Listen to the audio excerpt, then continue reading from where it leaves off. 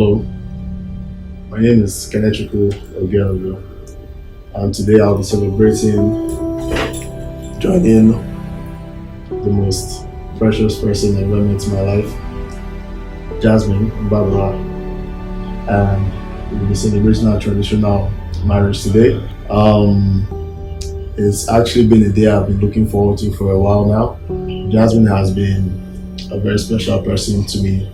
We decided that we want to spend the rest of our lives together, have kids, do a lot of things for ourselves and people we care about.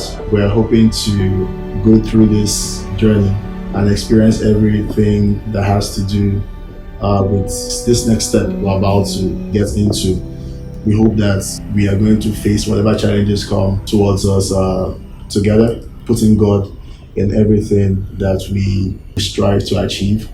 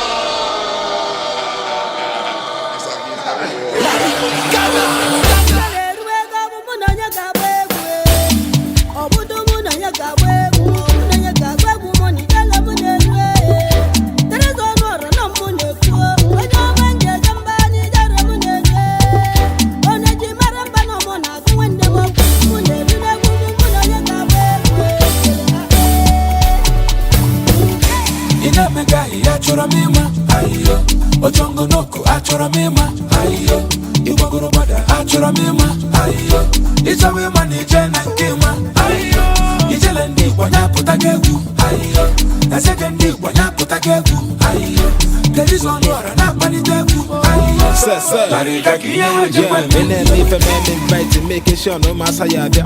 And I shot the bill the sabat on the man gala. E hangia man. Malona baza ya sa. Basana pasa man ga just malona la ta mamba. No happy family. We me ku kambale. Abana bonankale. Na mata makanchale. That's makana I want jale. I say you know the one for me. I'm with them mbale. You wanna be family.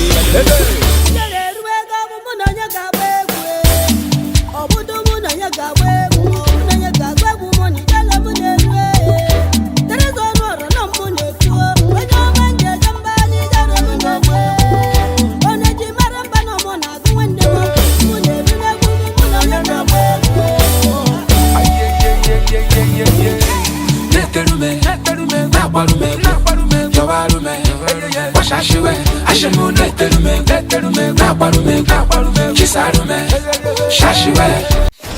Fire!